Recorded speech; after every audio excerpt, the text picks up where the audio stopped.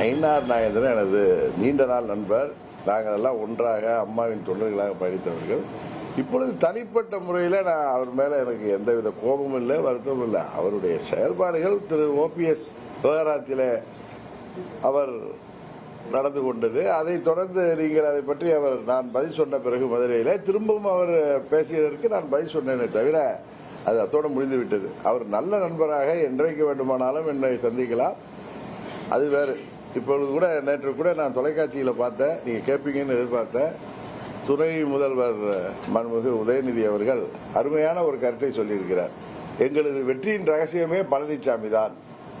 பழனிசாமி அதிமுகவின் பொதுச் செயலாளராக நீடிக்க வேண்டும், அவர் 100 ஆண்டுகள் வாழ வேண்டும், அவர் எதிர்க்கட்சி தலைவராக இருந்தால் வெற்றி எங்களுக்கு சுலபங்கிறார். ஸோ அவர்களுக்கு கூட்டணி பலம் என்பதெல்லாம் ஒரு பக்கம் இருந்தாலும் பழனிசாமி தான் அவர்களது வெற்றியின் ரகசியம் என்பதை அவர் போட்டு உடைத்து விட்டார். இதை அம்மாவின் தொண்டர்கள் அல்லது அதிமுக ஒன்றிணைக்கணும் சொல்லி முயற்சி செய்பவர்கள் இதை புரிந்து கொள்ள வேண்டும். பழனிசாமி பொதுச் செயலாளராக இருக்கிற வரை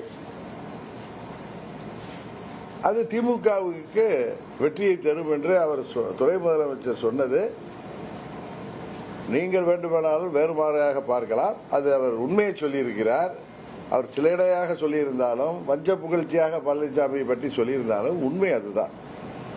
உறுதியாக பழனிசாமி என்கிற சுயநலமிக்க துரோக சிந்தனை உள்ள மனிதர் இருக்கும் வரை, அதிமுகவின் பொதுச் செயலாளர் இருக்கும் வரை அதிமுக ஆட்சிக்கு வராது என்பதுதான் உண்மை.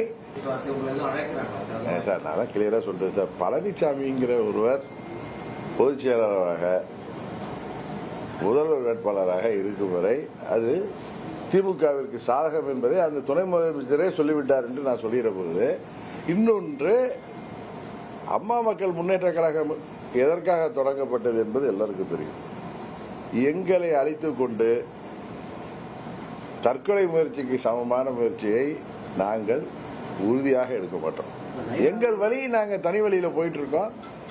எங்களுக்கான தேர்தல் நெருக்கத்தில் எங்களுக்கான கூட்டணிகளை நாங்கள் முடிவு செய்கின்ற இடத்தில் சுதந்திரமாக அம்மா மக்கள் முன்னேற்ற கழகம் இருக்கு.